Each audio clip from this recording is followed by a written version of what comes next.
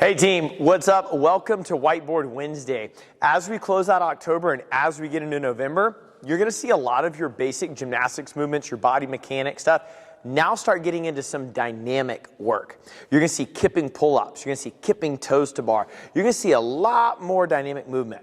And I wanna start talking to you about how to take your strict pull-up and move it into a kipping pull-up. So me and Zach are gonna show you a couple things today. The first thing that I want you working on is a kipping hand release drill.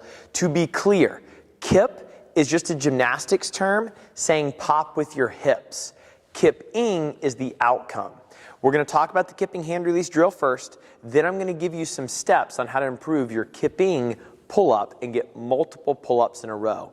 The first thing you need to be able to do is to create weightlessness. You need to create a point with you on the rig that your body feels light. If you're always feeling heavy on the bar, you're going to pull down into the bar and rip your hands, and you're not going to have a good pull-up. So a kipping hand release drill looks like this. Zach's going to hop up there, and he's going to do a whole bunch. He's going to pop with his hips. Notice that he enters the kip swing, pop with his hips, and he releases at the top and drop.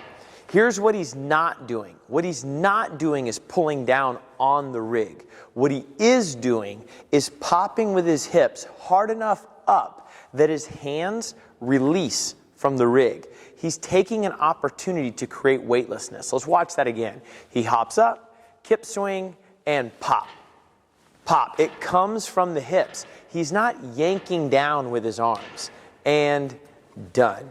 Now we're going to talk about going into the kipping pull-up. The kipping pull-up is initiated by a push-away. If you try to get your chin over the bar and then drop straight down, you're going to lose all your momentum. What you want to do is get your chin over the bar and then very aggressively push yourself away from the rig. If you push yourself away from the rig, you'll start going into your kip swing. But it's hard to do that without stopping the movement. So I would encourage you to be able to do a 3, 2, 1 drill. You're going to see Zach do a kipping pull-up. He's going to hold his chin over the bar for 3 seconds. He's going to do another one. He's going to hold it over the bar for 2 seconds. Do another one. He holds it over for 1 second. And then he's going to do 3 kipping pull-ups in a row.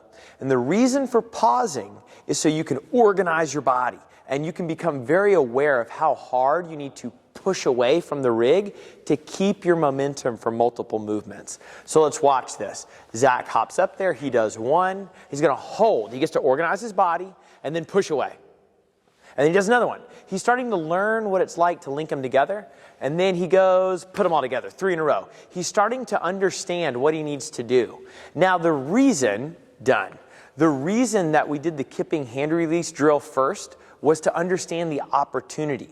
If he doesn't know how to kip with his hips and get to a point where he can let go of the rig, he wouldn't know when to pull on the pull-up. So instead of letting go, at the exact time that he would let go, he's going to pull down on the rig to be able to do his pull-up. So let's watch Zach do 5 kipping pull-ups. He's going to reach through with his chest, pull up. Pull up. Notice that he pushes very aggressively away from the bar, and he pops with his hips each time, and instead of doing that hand release drill, he pulls down to finish the pull-up. And that's what I want you thinking about as you get started with kipping pull-ups.